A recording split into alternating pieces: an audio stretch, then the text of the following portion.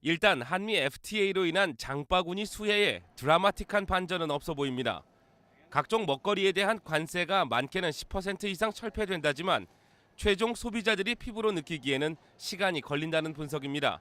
도매상들 물건 공급하시는 분들이 재고를 소진하시기까지는 한 1쿼터 정도는 시간을 지나야 되지 않을까 생각하고 있습니다. 예. 가격이 변동이 되기 시작하면 저희가 미리 준비하고 어떤 이벤트나 또 어떤 행사를 진행할 계획은 갖고 있습니다. 예. 즉 우리가 자주 접하는 한국산 농수산품에 대한 10%의 관세가 없어진다고 가정할 경우 분명 어느 정도 소비자 가격은 인하될 것으로 보입니다.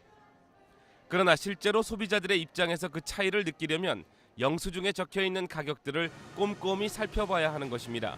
한국산의 예를 들어서 김치나 여러 가지 우리가 흔히 접하는 고등어 아니면 일반 식품류 같은 경우에 미국에 들어올 때 관세가 뭐 예를 들어서 5 내지 10%가 이제 부과가 되면은 그것이 5 내지 10%가 이제 일반 소비자가 살 때 사는 가격은 한 3배 정도로 더 받거든요.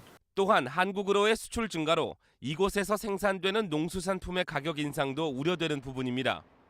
만일 도매상들이 가격 조정 없이 현재 시세 또는 높은 가격의 특산품을 내놓을 경우 소비자들의 장바구니 부담은 더 커질 가능성도 있습니다. 결국 한미 FTA의 수혜는 먹거리 쪽보다는 무역에 관련된 기업들과 인적 물량의 급증을 타고 다른 형태로 경제 수혜가 한인 사회에 도달한다는 분석입니다. 윤원석 관장은 그러나 중장기적인 측면에서 먹거리에 대한 가격 수혜도 반드시 있을 것으로 보고 있습니다. 어느 기업이든 경쟁에서 자유로울 수 없고 경쟁을 하다 보면은 마켓에서 본인이 경쟁력이 있게 시장이 질서되고 가격도 결국은 자율적으로 형성이 되고 그렇기 때문에 궁극적으로는 소비자한테 효성효과는 훨씬 더 높아진다. 같은 가격에 더 품질이 좋은 제품을 이제 살 수 있다. 이런 게 이제 FTA의 기본적인 그런 철학과 이론이고 실제 그게 검증이 돼 있습니다.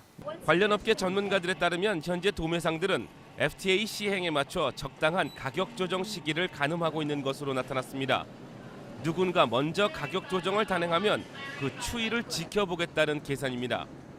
그러나 소셜 네트워크와 인터넷 정보 등 과거에 비해 뚜렷하게 똑똑해진 소비자들의 요구를 결국 따를 수밖에 없다는 의견이 지배적이어서 앞으로 6개월 정도 후에는 장바구니에서도 FTA에 대한 가시적인 변화들이 보일 것으로 전망됩니다. LA18 홍재식입니다.